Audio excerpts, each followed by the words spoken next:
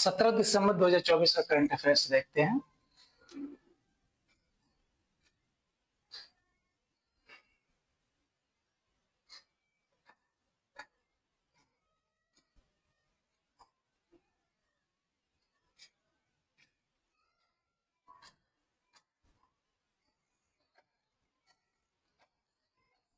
इसका पहला प्रश्न है, कौन सा देश मार्च 2025 से भारतीय पर्यटकों को वीजा मुक्त प्रवेश की अनुमति देगा? देश पूछ रहा है जो भारतीय पर्यटकों को क्या है, मार्च 2025 से भारतीय पर्यटकों को वीजा मुक्त प्रवेश की अनुमति देगा। ए जर्मनी, बी रूस, सी फ्रांस या डी जापान। तो ये कौन सा देश है? तो ये देश है कौन? रूस, जो भारतीयों को वीजा मुक्त प्रवेश की अनुमति देगा।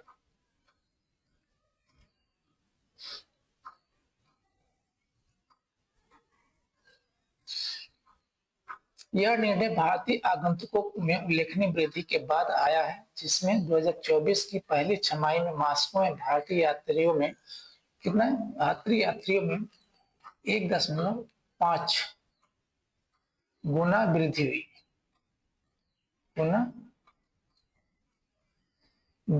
और 2023 में 60,000 से अधिक भारतीय आगंतुकों का अनुभव हुआ, जो 2022 से 26% की वृद्धि को दर्शाता है। यानी कि 2024 में कितना हुआ, 2023 में कितना हुआ था? 2023 में ये 60,000, ठीक है। और 2022 में ये 2022 से क्या है, 2022 से कितना अधिक है? ये 26% अधिक है। और 2024 में ये क्या है? ये इससे 2023 से क्या है? 1.5 गुना अधिक है। यह कदम रूस के लिए एक प्राथमिकता वाले बाजार के रूप में भारत के महत्व को उजागर करता है। यानी क्या है, रूस के लिए एक प्राथमिकता वाले बाजार के रूप में भारत के महत्व को उजागर करता है और इसका उद्देश्य पर्यटन को बढ़ावा देना और दोनों देशों के बीच द्विपक्षीय संबंधों को मजबूत करना है। ठीक है।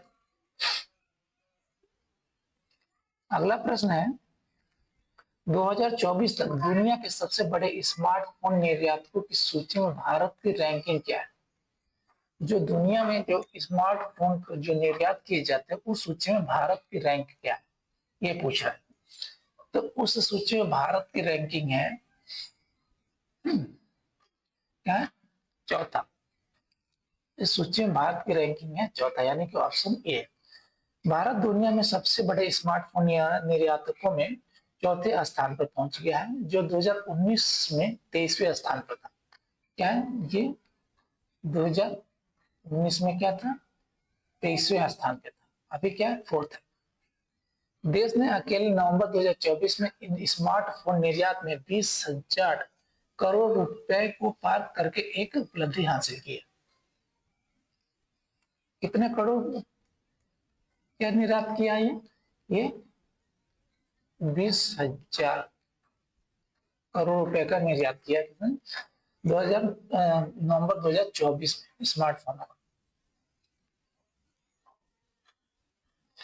यह सफलता उत्पादन लिंक्ड प्रोत्साहन यानी कि PLI योजनाओं के लक्ष्यों के अनुरूप है, जिसका उद्देश्य भारतीय वित्तीय वर्ष 2024-25 के दौरान उत्पादन मूल्य का 70 से 75% निर्यात करना है, जो वैश्विक स्मार्टफोन बाजार में भारत की बढ़ती ताकत को दर्शाता है।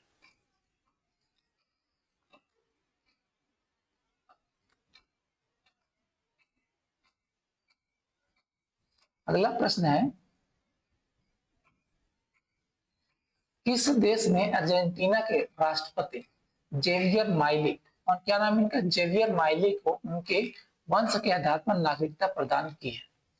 किस देश ने अर्जेंटीना के राष्ट्रपति जेवियर माइली को उनके वंश के आधार पर नागरिकता प्रदान की है? A Germany, B Spain, C France या डी इटली। इस कौन सा देश है जिनके मतलब वंश के आधार पर नागरिकता प्रदान किया किसके? अर्जेंटीना के राष्ट्रपति जेवियर माइली को। तो ये देश है इटली। इटली ने अर्जेंटीना के राष्ट्रपति जेवियर माइली को उनके वंश के आधार पर नागरिकता प्रदान की। इटली ने अर्जेंटीना के राष्ट्रपति जेवियर माइली को उनके इतालवी वंश के कारण नागरिकता प्रदान की, जो इतालवी प्रवासियों के वंशजों को नागरिकता प्रदान करने की देश की नीति को दर्शाता है। इस निर्णय ने इटली के नागरिकता कानूनों, विशेष रूप से इटली में जन्मे अप्रवासियों के बच्चों के प्रति उनके कथित अन्याय के बारे में बहस छेड़ दी है, जिन्हें अक्सर नागरिकता प्राप्त करने में कठिनाइयों का सामना करना पड़ता है। आलोचना के बावजूद यह कदम इटली के दीर्घकालिक कानूनी ढांचे के अनुरूप है और इसने इटली और अर्जेंटीना के बीच घनिष्ठ राजनीतिक और आर्थिक संबंधों को भी बढ़ावा दिया, जिसमें नेताओं ने 2025-30 के लिए एक सहयोगी कार्य योजना पर चर्चा की। ठीक है,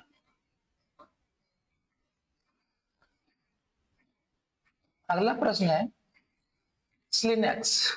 स्लिनेक्स नौसैनिक अभ्यास का 2024 संस्करण कहाँ आयोजित किया जाएगा?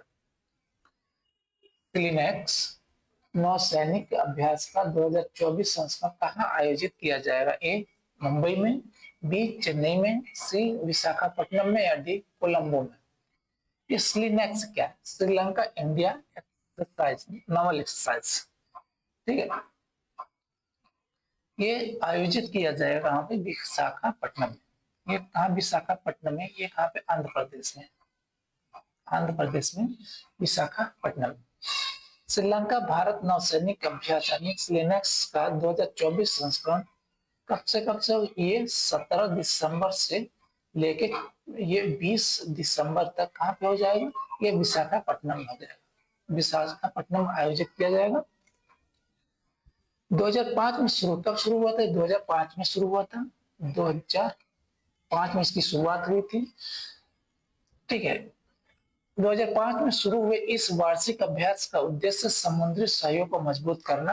क्या है कि समुद्री सहयोग को मजबूत करना, समुद्री सहयोग को मजबूत करना,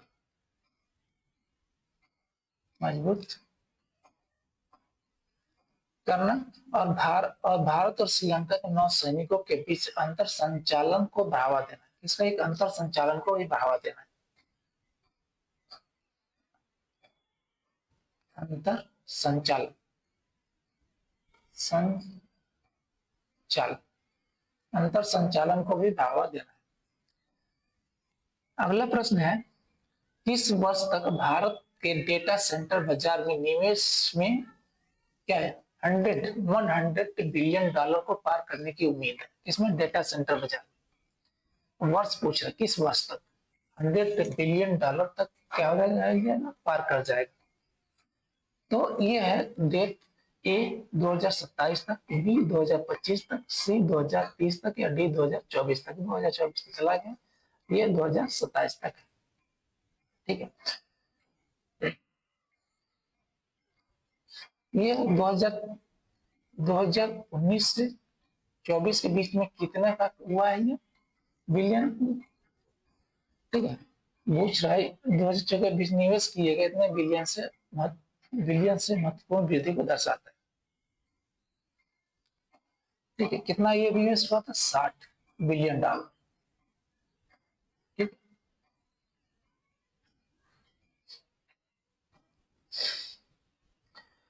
भारत के डेटा सेंटर बाजार में 2027 तक निवेश में 100 बिलियन डॉलर पार करने का अनुमान है, जो BFSI प्रौद्योगिकी, फिनटेक, मीडिया और जनरेटिव AI जैसे क्षेत्रों द्वारा संचालित है। मुंबई, चेन्नई, दिल्ली, NCR और बेंगलुरु जैसे शहर अपने मजबूत बुनियादी ढांचे और सहायक सरकारी नीतियों के कारण इस विस्तार का नेतृत्व कर रहे हैं। महाराष्ट्र और तमिलनाडु डेटा सेंटर विकास के लिए प्रमुख केंद्र बन गए। कौन से? महाराष्ट्र और तमिलनाडु, जो डिजिटल बुनियादी ढांचे में वैश्विक नेता के रूप में भारत के उदय और डिजिटल अर्थव्यवस्था की बढ़ती मांगों को क्या पूरा करने की इसकी प्रतिबद्धता को उजागर करता है। ठीक है, अगला प्रश्न देखते हैं। गिनीज वर्ल्ड रिकॉर्ड बनाने वाला 100वां तानसेन संगीत समारोह किस शहर में आयोजित किया गया? कौन 100वां तानसेन संगीत समारोह किस शहर में आयोजित किया? ये गिनीज वर्ल्ड रिकॉर्ड बनाया है। ये भोपाल में, बी इंदौर में, सी ग्वालियर में या डी जबलपुर में। ये आयोजन किया गया था, इसका 100वां संस्करण, 100वां तानसेन संगीत समारोह ये आयोजित किया गया था। कहाँ पे? ग्वालियर में। कहाँ पे आयोजित किया गया? ग्वालियर में आयोजित किया गया, जिसमें गिनीज वर्ल्ड रिकॉर्ड बना। ठीक है, इसमें कितने कलाकारों ने भाग लिया था? इसमें कलाकार भाग लिए थे कितना? 536। 536 कलाकारों ने इसमें भाग लिया था। मध्य प्रदेश के सांस्कृतिक विभाग द्वारा आयोजित तानसेन समारोह भारत के महानतम संगीतकारों में से एक तानसेन की विरासत का जश्न मनाता है। किसने? तानसेन की विरासत का जश्न मनाता है और संगीत नगरी के रूप में मशहूर ग्वालियर शहर की सांस्कृतिक समृद्धि पर भी प्रकाश डालता है। ठीक है, अगला प्रश्न देखते हैं।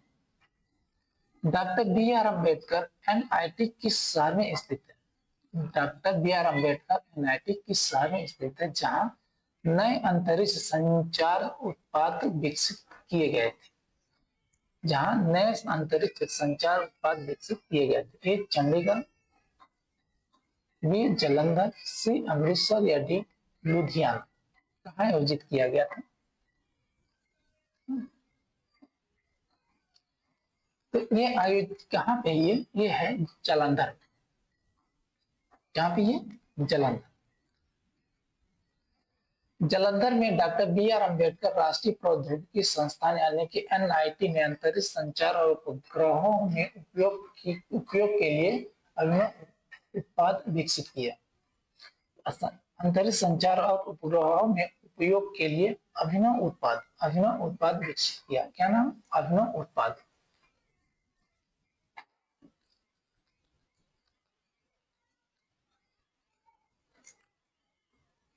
यह प्रगति अंतरिक्ष प्रौद्योगिकी उष्मायन केंद्र यानी कि STIC द्वारा हासिल की गई थी। किसके द्वारा? ये अंतरिक्ष प्रौद्योगिकी उष्मायन केंद्र के द्वारा हासिल की गई थी यह उपलब्धि, जिसे इसरो के समर्थन से संस्थान में स्थापित किया गया था। किसके समर्थन से स्थापित किया गया था? ये इसरो के समर्थन से स्थापित किया गया था। ये इसरो के समर्थन से स्थापित किया गया था। इसको उत्पादों का प्रदर्शन इसरो के एक प्रतिनिधि मंडल के समक्ष किया गया। किसके समक्ष किया गया? इसरो के पर एक प्रतिनिधि मंडल के समक्ष क्या किया गया? इसका प्रदर्शन किया गया, जिसमें संस्थान की भूमिका को तकनीकी नवाचार को बढ़ावा देने और देश की अंतरिक्ष अनुसंधान क्षमताओं में योगदान देने के केंद्र के रूप में प्रदर्शित किया गया। अगला प्रश्न देखते हैं। भारत में पेंशनर्स दिवस प्रतिवर्ष किस तिथि को मनाया जाता है? पेंशनर्स दिवस किस तिथि को मनाया जाता है? ए 15 नवंबर को, बी 26 जनवरी को, सी 17 दिसंबर को या डी 15 अगस्त को। तो ये मनाया जाता है कब? ये 17 दिसंबर को पेंशनर दिवस मनाया जाता है प्रतिवर्ष।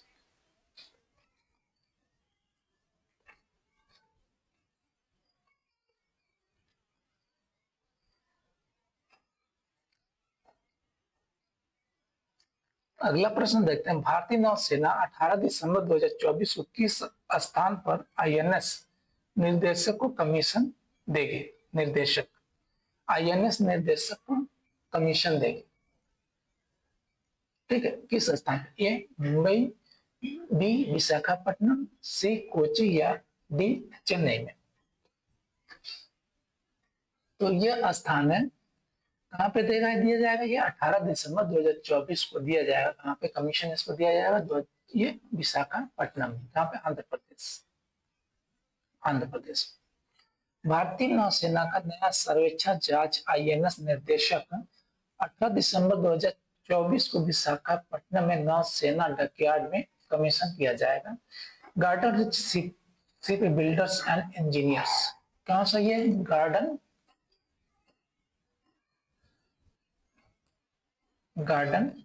रिच शिप बिल्डर्स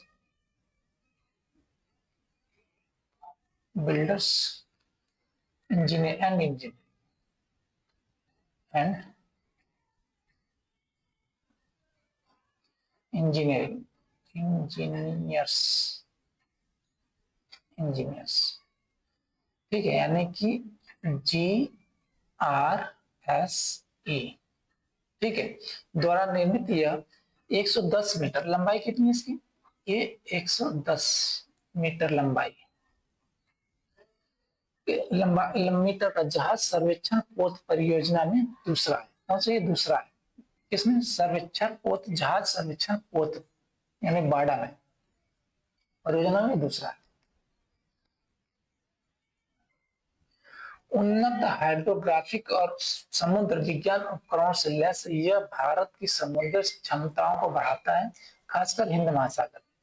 यह जहाज भारत के आत्मनिर्भर पर ध्यान केंद्रित करता है, जिसके 80% से अधिक घटक घरेलू स्तर पर प्राप्त होते हैं। यह आयोजन मूल INS निर्देशक की विरासत को जारी रखने का प्रतीक है, जिसने 30 से अधिक वर्षों तक नौसेना की सेवा की है। कितने वर्षों तक नौसेना की सेवा की है? 30 से अधिक वर्षों तक नौसेना की सेवा की।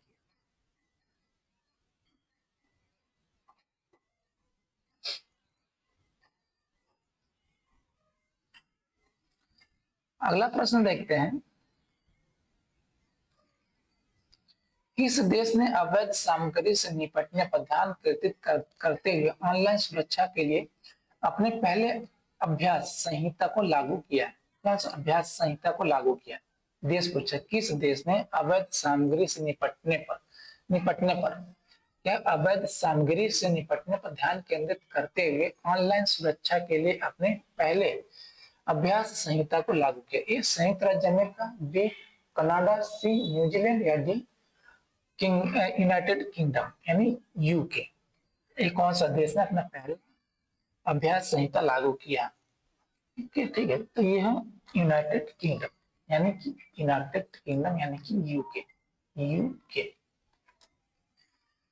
यूनाइटेड किंगडम ने ऑनलाइन सुरक्षा के लिए अपने पहले अभ्यास संहिता को पेश किया, जिसकी देख रेख आफकाम द्वारा की गई। किसके द्वारा की गई? ये आफकाम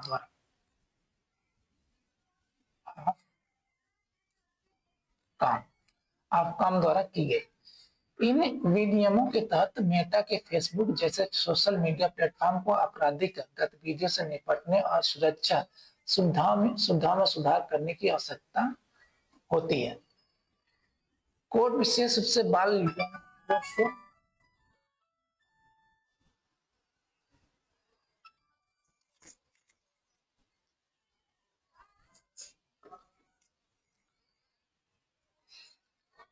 लागू, ठीक है, कोड विशेष रूप से बाल यौन शोषण और आत्महत्या से संबंधित सामग्री जैसे मुद्दों को संबोधित करते हैं। अनुपालन न करने वाली कंपनियों को भारी दंड का सामना करना पड़ता है, जिसमें 18 मिलियन यूरो या उनके वैश्विक कारोबारों का 10% तक जुर्माना शामिल है। यह पहल एक सुरक्षित डिजिटल वातावरण बनाने की दिशा में एक महत्वपूर्ण कदम है। अगला प्रश्न देखते हैं, हॉकी में महिला जूनियर एशिया कप 2024 किस देश ने जीता? ठीक है, हॉकी में महिला जूनियर एशिया कप 2024 किस देश ने जीता? ए भारत ने, बी चीन ने या डी सी ओमान ने या डी जापान। भारत, चीन, ओमान या जापान, किसने जीता था? तो ये जीता था किसने? ये भारत ने जीता था। हॉकी में महिला जूनियर एशिया कप 2024 भारत ने जीता था। एशिया ने मस्कट, ओमान में 2-3 के स्कोर के साथ पेनाल्टी शूट आउट में चीन को हराया था? चीन को हराया था। हुआ कहां था? ये मस्कट तो आयोजित था ये ओमान में, ठीक है। चीन को हराकर हॉकी में महिला जूनियर एशिया कप 2024 जीता। जीत में मुख्य योगदान देने वाले में गोलकीपर निधि ने 3 गोल बचाए और साक्षी राणा, इसका और सुनीता टोपो ने गोल किए। किसने? ठीक है, साक्षी राणा इसका और सुनीता टोप्पो ने गोल किया था, और गोलकीपर निधि ने 3 गोल बचाए थे। मैच निर्धारित समय से 1-1 से बराबरी पर समाप्त हुआ। इसके अतिरिक्त दीपिका सहरावत 12 गोल के साथ टूर्नामेंट की शीर्ष स्कोरर रही और हॉकी इंडिया ने इस उपलब्धि का जश्न मनाने के लिए खिलाड़ियों और कर्मचारियों के लिए पुरस्कार की भी घोषणा की। थैंक यू, धन्यवाद।